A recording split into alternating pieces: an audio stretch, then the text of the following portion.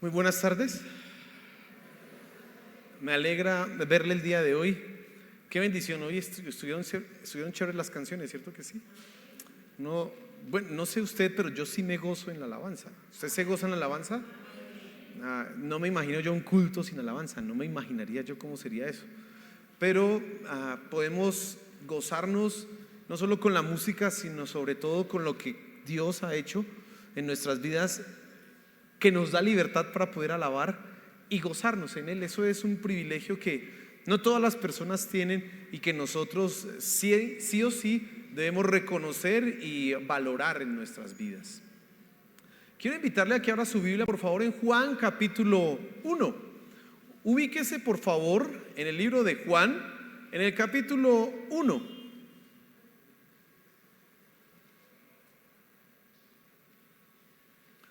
El día domingo nosotros estuvimos hablando acerca de la fe y creo que logramos entender que la fe implica una prueba evidente de que Dios existe, y afirmamos que la misma fe es la prueba de la existencia de nuestro Dios, pero que la fe nos lleva un paso más allá, y es a la confianza.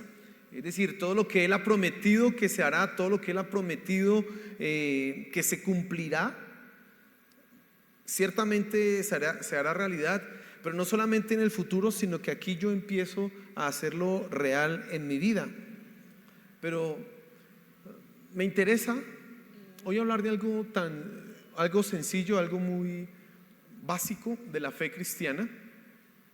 Por una sencilla razón: nadie empieza a correr sin antes caminar. Primero hay que caminar antes de correr, ¿cierto?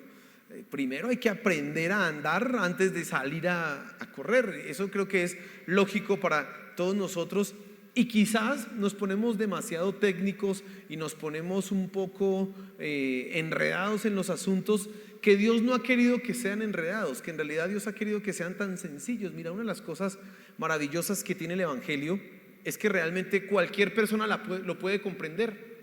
No se necesita ser un erudito, no se necesita ser una persona súper estudiosa o súper preparada para poder entender las verdades básicas y fundamentales de lo que la palabra de Dios, o mejor dicho, de lo que Dios quiere que tú y yo aprendamos. Pero a veces como que pensamos que es muy difícil, cuando resulta que no. Dios tiene para nosotros cosas buenas, cosas maravillosas, y déjenme decirle que para todos son comprensibles. Por eso a mí me interesa hoy profundizar un poco en el asunto de la fe, y sobre todo en los temas básicos de la fe, en los temas fundamentales de la fe. ¿Por qué estoy hablando yo de esto? Mencionaba yo el domingo, y mi preocupación grande inicial era que las personas en la iglesia estábamos de alguna manera perdiendo esa expectativa de que Dios podía hacer algo maravilloso. Y no, el Evangelio trata de milagros, el Evangelio trata de la obra de Dios transformadora que cambia la vida de una persona de la noche a la mañana, y lo que antes se veía terrible, de repente ahora se ve diferente. Y todos los que hemos sido tocados por el poder de Dios somos testigos precisamente de eso. Lo que yo era antes no lo soy hoy. ¿Qué hubiera sido de mi vida sin Dios? Eso es algo que nosotros no podemos perder. Y hablaba también de la fe, porque el Evangelio requiere de fe. Ahora, ¿cuál es la fe que le agrada a Dios? Esa es la pregunta, y la pregunta la planteo yo para que usted pueda estar en sintonía de lo que vamos a hablar esta tarde. Pero es el título de la enseñanza: la fe que agrada a Dios. Y quiero que pensemos un poco en eso, y ya le anticipo la conclusión muy sencilla: la fe que agrada a Dios es la fe que está puesta en Cristo. Punto. Ya es así de sencillo, así de básico, así de simple. Pero vamos a tratar de entender un poco eso, relacionando lo que aprendimos el día domingo con la fe en Cristo Jesús. Porque déjame decirte, mi querido hermano, que si tú no entiendes que ser cristiano es colocar la fe en Cristo Jesús, pues realmente no eres cristiano. Así de sencillo y así de simple. Entonces necesitamos entenderlo. Una razón más tengo para que estudiemos estos temas, y es que a veces tú vas a tener la oportunidad de hablarle a alguien de Cristo. Se te va a cruzar en el camino alguien que te va a preguntar: ¿y usted qué es lo que cree? ¿O qué es ese asunto de ser cristiano? ¿O qué cuento es eso? ¿Cómo se come? Se te va a cruzar una persona.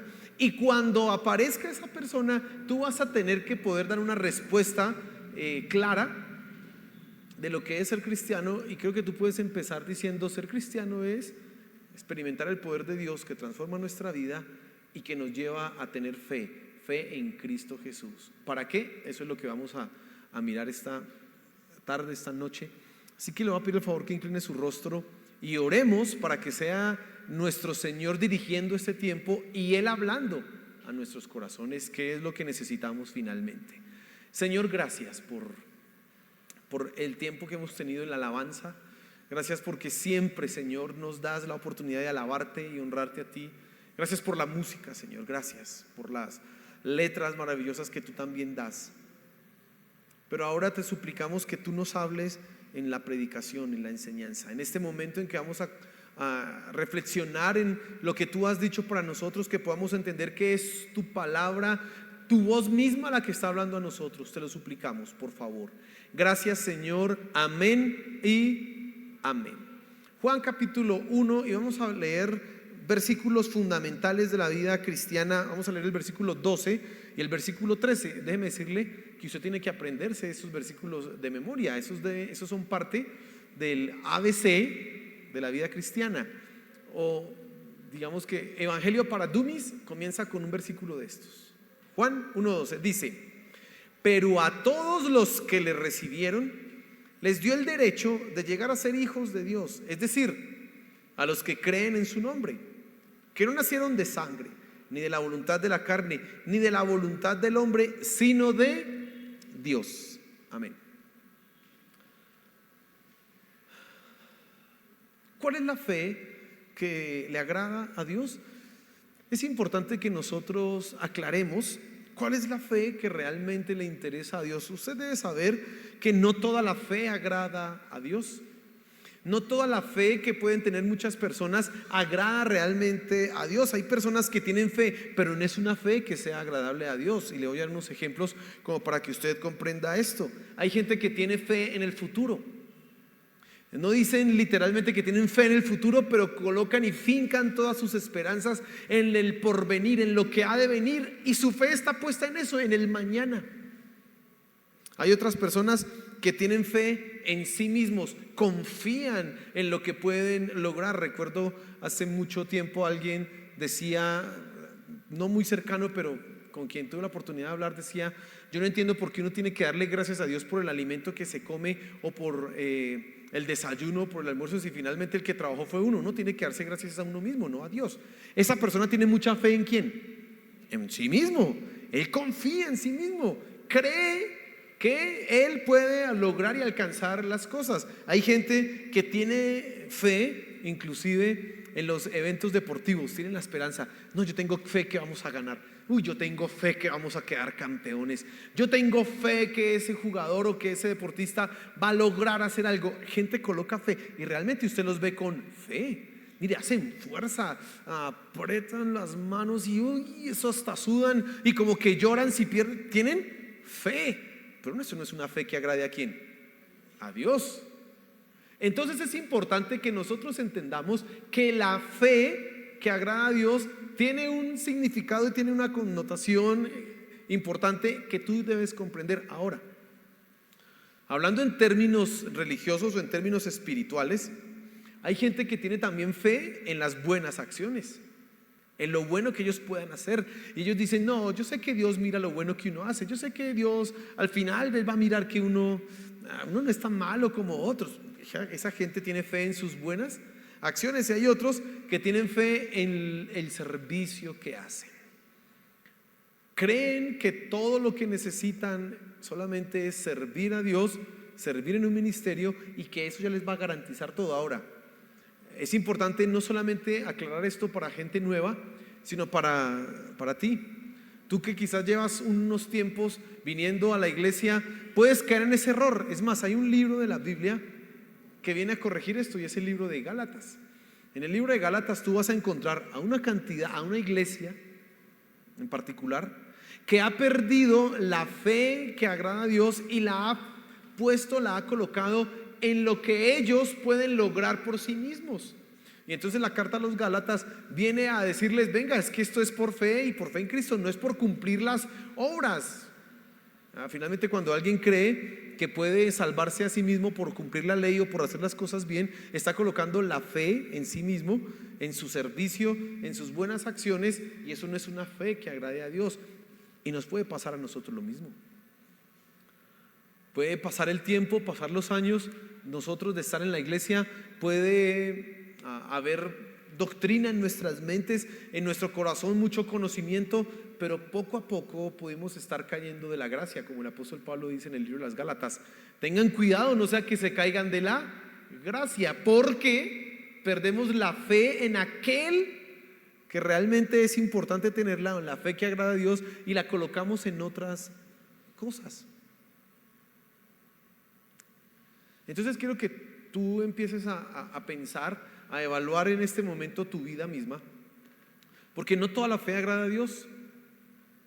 Hay gente, y esto es una línea delicada y delgada, porque es cierto que tenemos que hacer cosas, es cierto que tenemos que cumplir cosas, tenemos que ser disciplinados. Hemos hablado aquí, hace 15 días hablamos de la importancia de la disciplina, y cuando habla de la disciplina es esa capacidad en donde tú coges tu cuerpo, tu mente, tu corazón y lo disciplinas a hacer algo. Por ejemplo, leer la Biblia, orar todos los días, madrugar a hacer tu devocional, venir a la iglesia. Esos son disciplinas. Pero el peligro que podemos caer los cristianos es que de tanta disciplina, de tanta excelencia en eso, ya empezamos a creer que eso es lo que nos hace salvos, que eso es lo que nos hace agradables ante Dios, y hemos perdido la fe que realmente le agrada a Él. Ahora estamos colocando nuestras esperanzas, nuestra confianza, no en lo que Dios dice que debemos colocarlo, sino en nosotros. Ahora, eso pasa en las iglesias. Eso te puede pasar a ti, eso me puede pasar a mí, que creer que porque soy el pastor entonces Dios por eso es que me ama, cuando resulta que así no es. Creer que porque das una ofrenda, o porque ahorita yo veo las niñas que danzan ahí, o los que están en alabanza, creer que porque cantan o porque danzan ya somos agradables ante Dios. Eso es un error terrible, y eso no es el evangelio, y esa no es la fe que a Dios le agrada. Entonces, ¿cuál es la fe? Recuerde que el día domingo hablábamos de Hebreos 11:6, en donde dice: sin fe es imposible agradar a Dios. Pero hay una fe que le agrada a Él. Hay una fe que Él está buscando en nosotros, una fe particular.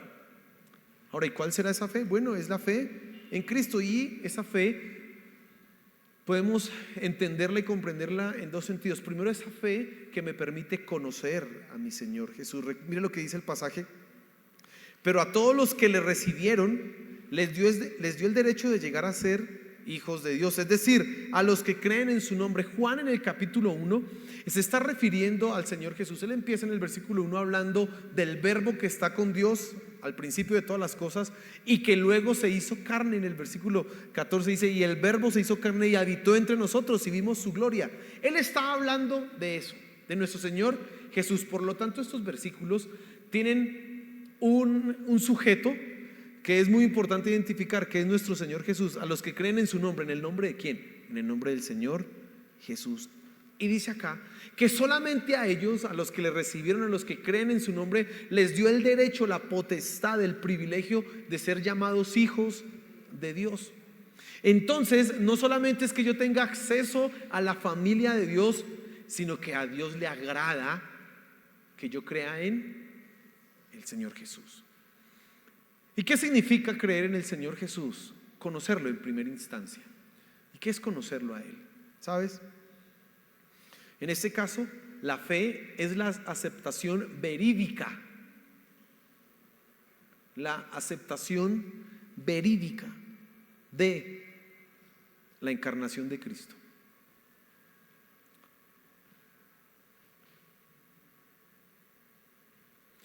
Podemos dar por sentado que todos tenemos claro esto. Podemos dar por sentado que todos los que están esta noche acá, los que están en casa viendo la transmisión, entienden y comprenden la doctrina de la encarnación de Cristo. Pero necesitamos pensar detenidamente en eso y comprenderlo y creerlo. Tú tienes que conocerlo, tienes que comprenderlo, pero asimilarlo como una verdad completa. Así como tú estás vivo, así como si tú miras a la persona que está a tu lado y sabes que está ahí y que es real, así mismo tienes que comprender la encarnación de Cristo y tienes que pensarlo. Dios, el creador de todas las cosas, decidió hacerse hombre. No como los dioses de la mitología pagana, como el Zeus olímpico, como cualquiera de ellos que tomaban una forma humana para hacer todas sus maldades y sus triquiñuelas por allá. No, no en ese sentido. Nuestro Dios sí se hizo hombre, realmente hombre. Vivió tal cual como tú y yo hemos vivido. Sufrió las mismas cosas que nosotros sufrimos. Padeció hambre. Alguien me preguntaba hace poco, ¿será que el Señor Jesús le parecían bonitas las mujeres o no? Y nosotros como que cuando pensamos el Señor Jesús encarnado, como que no, ni hambre le daba, y por ahí no, las mujeres yo creo que le parecían horribles porque pero la Biblia dice que Él fue tentado en todo, pero sin pecado. Por lo tanto tú puedes asumir, claro, tuvo que pensar que las mujeres eran hermosas, pero no había lujuria ni pecado en Él. Y tú tienes que pensar en eso. Tienes que decir, uy, el Señor Jesús, y lo que le voy a decir esto es un poco extraño, pero tengo que decirlo, también iba al baño. ¿Sí? Y a veces no pensamos ni consideramos estas cosas, pero tú tienes que comprender y aceptar como un hecho verídico la encarnación de Dios. Se hizo hombre, y eso es el milagro, uno de los milagros más grandes que puede existir, que el Dios totalmente trascendente, totalmente diferente a lo que somos tú y yo, decidió tomar forma de hombre. Filipenses en el capítulo 2, versículos 5 al 11, lo dice de una forma hermosa, poética. Algunos creen que eso era un canto de alabanza de la iglesia primitiva. Dice: haya en vosotros el mismo sentir que hubo también en Cristo Jesús, el cual, siendo en forma de Dios, no escatimó el ser igual a Dios como cosa que aferrarse, sino que se despojó a sí mismo y se humilló, tomando forma de siervo, y se hizo semejante a los hombres, y estando en la condición de hombre se humilló y se hizo obediente hasta la muerte, y muerte de cruz, por lo cual Dios lo exaltó hasta lo sumo. Mire, usted necesita repensar cada vez más y leer eso y meditar. ¿Qué es esto que Dios se hizo hombre? Que lo mismo que yo padezco lo padeció Él, pero no pecó. Tú necesitas creer eso como un hecho real y verdadero. Puede sonar hoy como, pastor, no tenía que enseñarnos eso. Sí, porque muy fácil se nos puede eso pasar por alto. Lo podemos olvidar. Que tú entiendas que Él se hizo hombre te ayuda a entender que en medio de tu tribulación y en medio de tus pruebas hay alguien que se compadece de ti. Hay alguien que comprende lo que tú has padecido. Dios comprende tu dolor. Dios comprende la tentación. Dios comprende la ansiedad y la preocupación, no porque Él haya caído en eso, sino porque sabe lo que experimentamos los seres humanos. Él sabe, porque fue un ser humano tal cual como tú y como yo. Y tienes que aceptar eso como un hecho verdadero, real. Pero también tienes que empezar a creer y a conocer con total veracidad la vida perfecta de Cristo. Ya lo mencioné hace un momento. Sin pecado, tentado en todo, pero sin pecado. Mire, la gente no cree eso. El libro del Código Da Vinci de Dan Brown y toda la secuela de eso, básicamente el argumento es que los evangelios que tenemos nosotros, los 4 evangelios, no dicen la mitad de la verdad, porque los otros evangelios, los evangelios apócrifos, dicen el otro 50%, que en realidad Jesús estaba enamorado de María Magdalena y que tuvieron un hijo, y que ese hijo se fue a vivir a Francia, y que en Francia tuvo muchos hijos, y que hoy día vive en uno de los herederos. Eso es, para ellos el Santo Grial no es la copa donde se tomó la última cena, sino la sangre real. Eso es lo que significa. Así que la búsqueda del Santo Grial de los cruzados y de, ¿cómo se llaman estos? Ay, se me olvidó. Bueno, eso es de la conspiración. Usted no va a leer eso, que pierde el tiempo. Los templarios, ellos no están buscando una copa, sino el heredero de Cristo que está entre nosotros. Porque no creían, escuche, que Jesús fuera sin pecado. Era imposible. No, eso no puede ser. Pero tú necesitas creer, declarar y confesar como un hecho cierto que Jesús vivió en medio de nosotros y estuvo acá 33 años y no pecó. Eso es fe, hermano. Pero además necesitas creer en la muerte de Cristo. Hablamos mucho de la muerte, ¿cierto? Hablamos mucho de la resurrección, pero poco hablamos de su encarnación y a veces de su vida perfecta. Pero tenemos que resaltar que la fe implica que tú tienes que asumir como una verdad que Él fue a la cruz, y dice la Escritura, no, dijo Él, no, nadie me quita mi vida, yo la doy por mí mismo, yo la ofrezco. Yo voy a la cruz, a mí no me está, por eso es que Él se entrega fácilmente. Judas no lo está traicionando, no, es que Él sabía lo que iba a pasar y Él va voluntariamente. Cuando Él debía huir, en lugar de huir, Él dice, tengo que ir a Jerusalén, porque no hay un profeta que no muera fuera de Jerusalén, y Él sabe que allá tiene que morir, no es en otro lugar. ¿Por qué se va para allá? Porque Él está colocando su vida. Tú tienes que entender eso y tienes que comprender las implicaciones de eso que ahorita vamos a hablar. Pero para ti tiene que ser un hecho real que Él murió en la cruz del Calvario. ¿Sabes qué han dicho algunos? Que la muerte de Jesús en realidad era un desmayo. Que cuando Jesús estaba ahí, el dolor profundo lo hizo desmayar, y como en esa época no habían las pruebas y evidencias científicas que hoy tenemos para verificar si una persona ha muerto o no, entonces los soldados, pues viéndolo allá colgado, como que dijeron que no, se murió, y lo hirieron aquí, pero no estaba muerto. Por eso después los ¿cómo se llaman estos? Los discípulos pudieron decir que había resucitado. Eso es una teoría. Otra teoría dice simplemente, y eso es una herejía, que Jesús ni siquiera se encarnó y menos fue a la cruz, sino que era una aparición, un fantasma. Ay. Otros dicen que ni siquiera Jesús padeció, sino que Él mismo le dijo a todos sus discípulos que inventaran esa historia de su muerte y de su resurrección para después tener todo un poco de gente detrás de Él. Es importante que nosotros confesemos que Él realmente murió.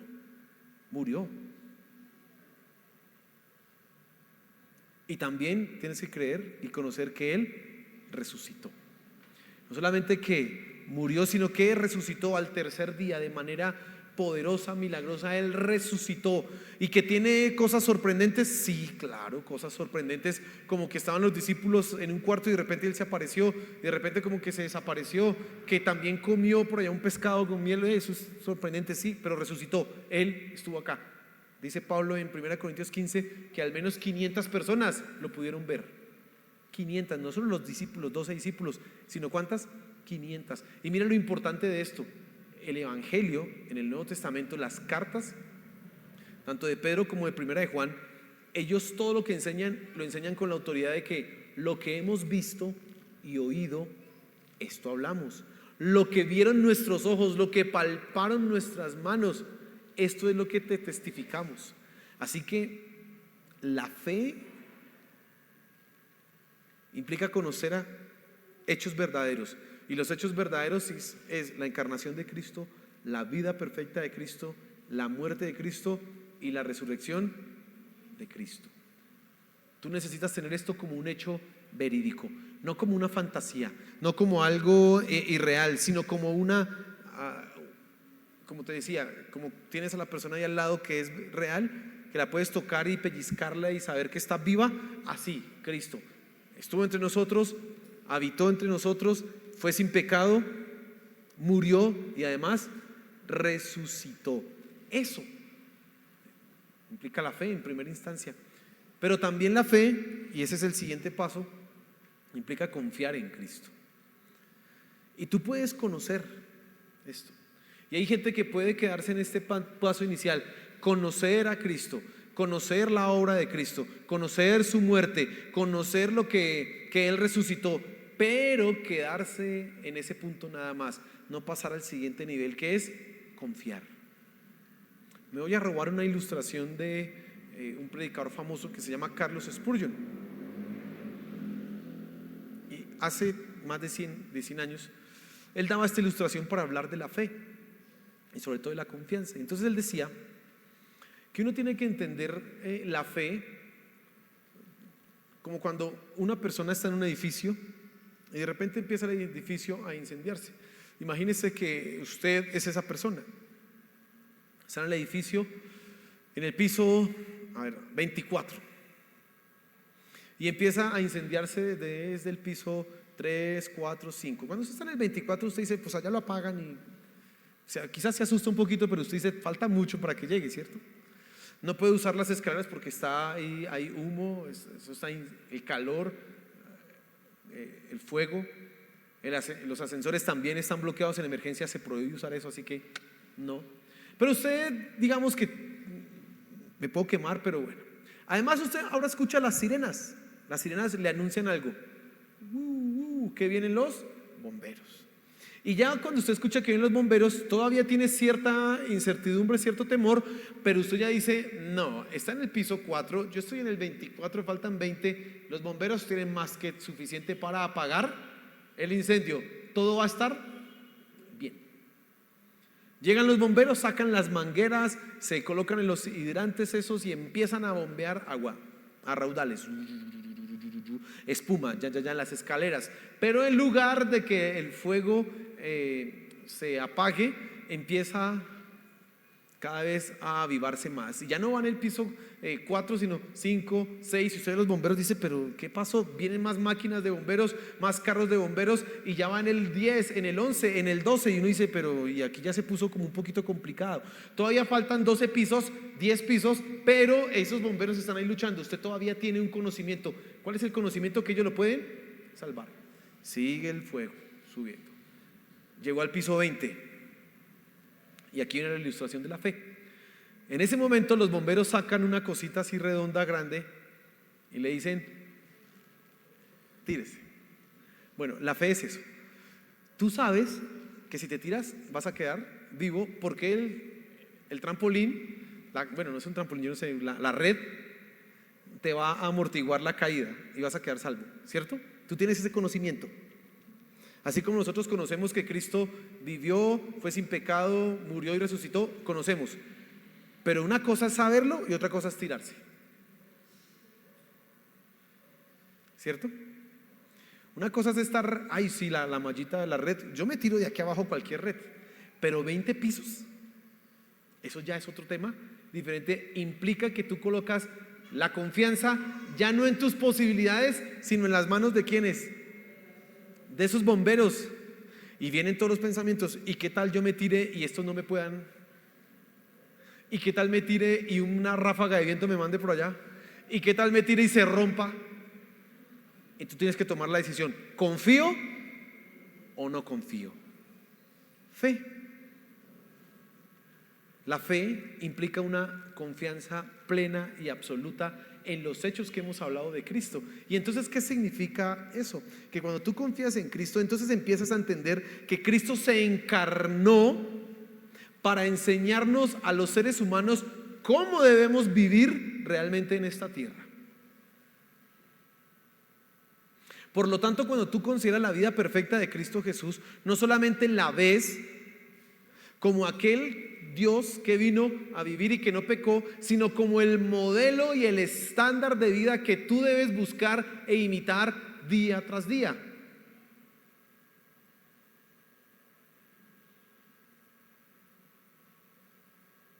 Y tú ahora confías que al poner tu fe en Cristo, por el poder maravilloso de Dios, eso que Él es, ahora te pertenece a ti. No porque ya lo hayas hecho, sino porque Él lo hizo. Y esto es muy importante en el Evangelio. Escuche, mi querido hermano, el Evangelio sano, el Evangelio cristiano, el Evangelio que coloca su fe en Cristo, confiesa: yo soy perfecto, no porque yo haga las cosas perfectas, sino porque Cristo las hizo perfectas.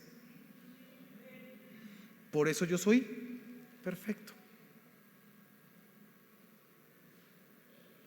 Cuando nosotros pensamos en la muerte de Cristo en la cruz del Calvario, entendemos por fe que es la muerte sustitutoria. ¿Cómo así muerte sustitutoria? O la muerte vicaria. ¿Qué significa eso? Que Cristo murió por ti y que tú en Él, por fe, también moriste. Por eso Pablo en Romanos capítulo 6 dice que cuando nosotros somos bautizados, morimos juntamente con Cristo para resucitar también juntamente con Él. ¿Y eso cómo se hace? Por fe.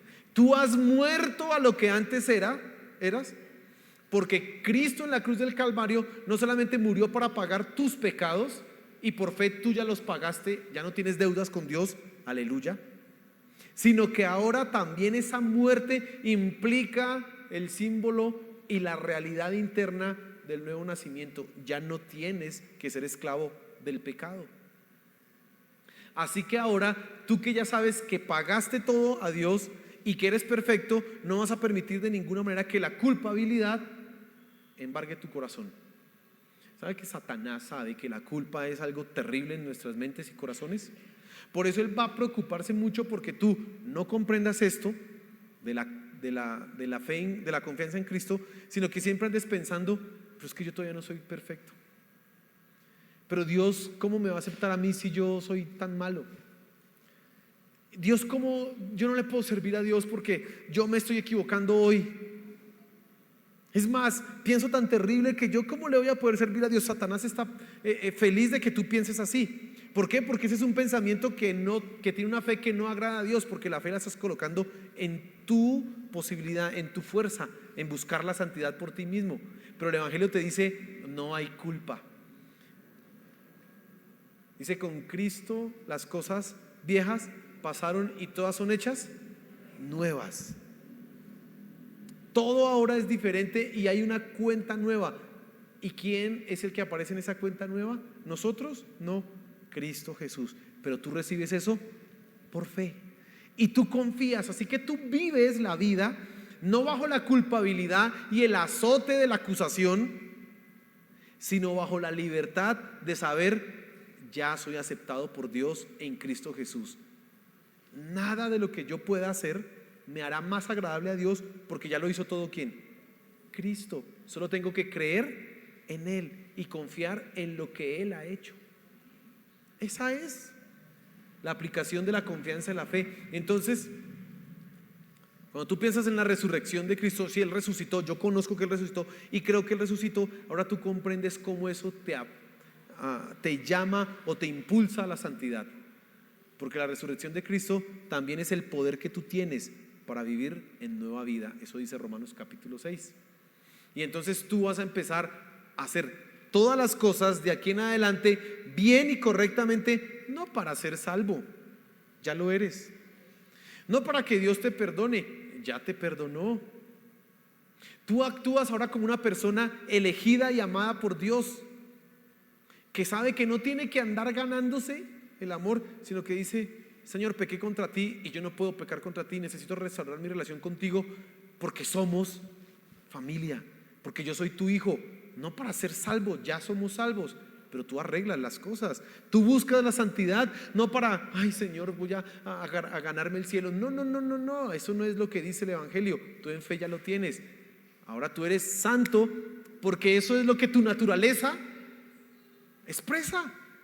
Eso es lo que tú en realidad debes mostrar en todo lo que haces. Y confías en Cristo como una realidad que ya te hace perfecto, santo, totalmente perdonado ante Dios, pero también como una realidad que te impulsa y te da el poder para lograrlo. Efesios en el capítulo 1 dice, el apóstol Pablo hablando a la iglesia le dice, oro por ustedes para que puedan entender cuál es la esperanza a la cual han sido llamados, cuáles son las riquezas de su gloria, y después dice, y cuál es la supereminente grandeza de su poder que actúa en nosotros, el cual resucitó a Cristo de entre los muertos y lo sentó a la diestra de Dios Padre y lo colocó sobre todas las cosas y principalmente sobre la iglesia, la cual es su cuerpo y Él es la cabeza. Así que en el cristiano Cuando hay fe en Cristo Jesús, que es la fe que le agrada a Dios, empieza a operarse un poder, que es el poder que cada día te va transformando para ser más como Él. Hermano, esa es la fe que agrada a Dios. Fe en Cristo. En conocer lo que históricamente significó su vida, su encarnación, su muerte y su resurrección, su perfección, pero también confiar en eso para que tú vivas hoy, hermano. Tú eres libre.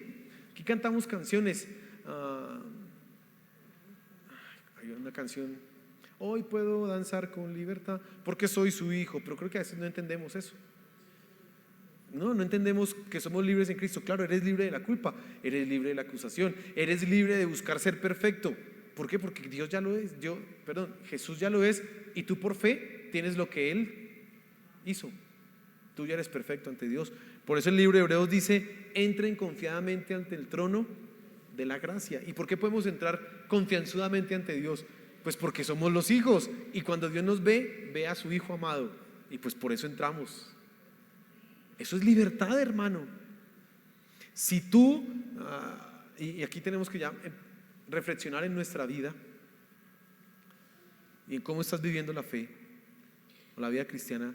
Si tú estás preso de la acusación, de la culpabilidad, tienes que ser libre, hermano, y otra vez volver a la fe, a la confianza.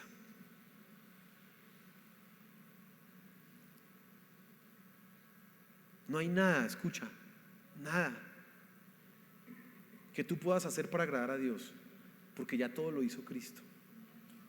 Por lo tanto, solo con creer en Él ya logras ser agradable para Dios. Cuando Dios dijo de nuestro Señor Jesús: este es mi Hijo amado en quien tengo complacencia, cuando tú crees en Jesús, Dios dice lo mismo de ti: este es mi Hijo amado en quien tengo complacencia.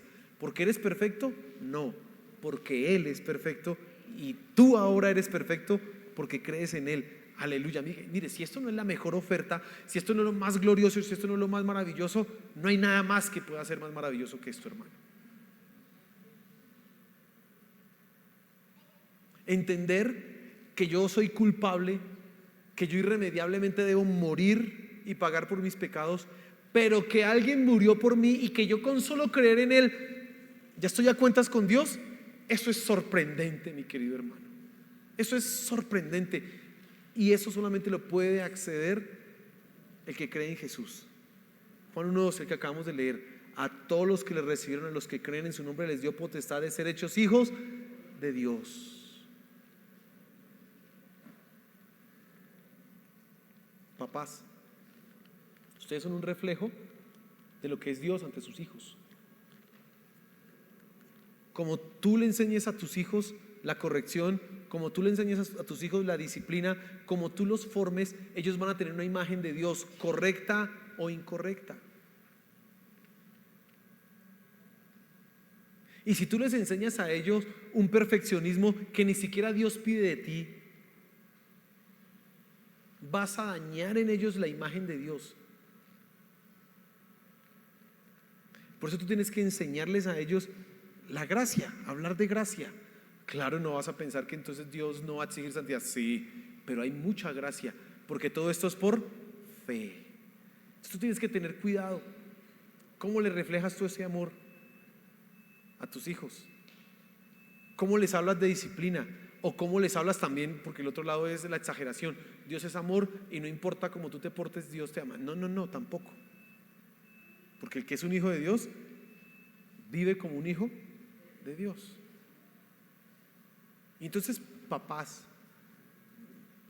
piensen mucho en lo que hacen con sus hijos, porque ustedes forman en ellos una imagen correcta de Dios o una imagen incorrecta. Pero hoy el llamado es simple y sencillo, mi querido hermano. Revisa cómo está tu fe, en qué la estás colocando. Si la estás colocando en ti mismo, si ha pasado el tiempo y ahora confías es en tus habilidades, en tus capacidades, en tu poder, en tu talento, estás fuera de la gracia, porque así no agradamos a Dios. Y esa no es la fe que Él busca.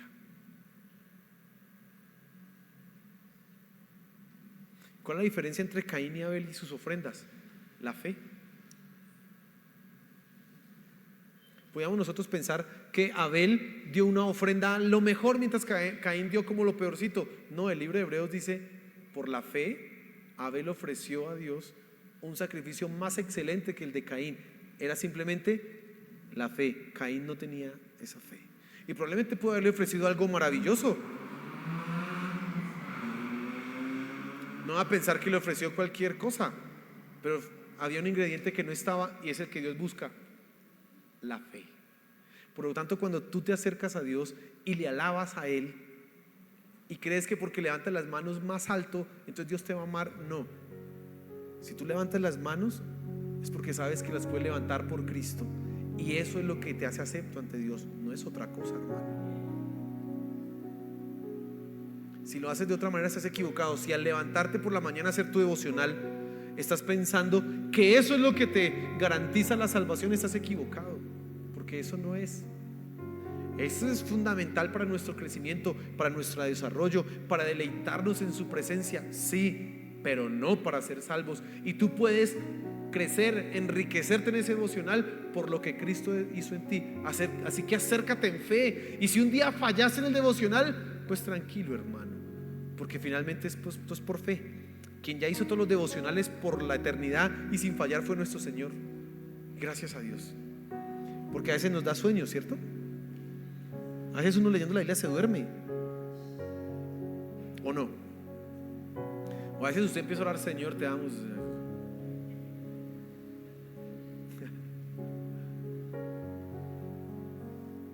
y se queda ahí dormido. Y si no fuera por fe, ya bajaba ahí un rayo y pecador, indisciplinado, y ya lo fulminaba uno. Pero como no es así, sino por fe, un día tú puedes decir: Señor, te alabo, pero soy tan cansado, tú sabes que estoy, y duerma tranquilo, porque es por fe. Créame, créame, es fe, y esa es la que agrada a nuestro Señor. Así que, hermano, necesitamos volver a estas verdades que son fundamentales y básicas y tan centrales, porque ese es el evangelio: fe en Cristo. Estamos acá por lo que Él hizo, iremos al cielo por lo que Él hizo, seguiremos en sus manos por lo que Él hizo, no por nada que yo haga. No puedo hacer nada, solamente lo que Él hizo. Amén. Gracias, Señor, por tu palabra. Gracias, Señor, por lo que tú haces. Gracias porque solo creer en nuestro Señor Jesús es más que suficiente. Y hoy reafirmamos nuestra confianza plena y absoluta en nuestro Señor Jesús, sabiendo, Padre, que nada podemos hacer para ganar tu favor, nada. Ya todo lo ha ganado nuestro Señor Jesús. Así que colocamos toda nuestra vida, nuestra confianza y nuestra esperanza en nuestro Señor Jesús. Y eso se convertirá en nuestro impulso, eso se convertirá en nuestro caminar. Pero no queremos apartarnos de esto, Señor. Por favor, ayúdanos. Queremos una fe que te agrade a ti, que te honre a ti. Y sabemos que esa es la fe en nuestro Señor Jesús. Así que, Señor, ayúdanos, ayúdanos, te lo pedimos, a tener fe solamente en ti y a no desviarnos, Señor. Gracias por tu palabra esta tarde. Amén y amén.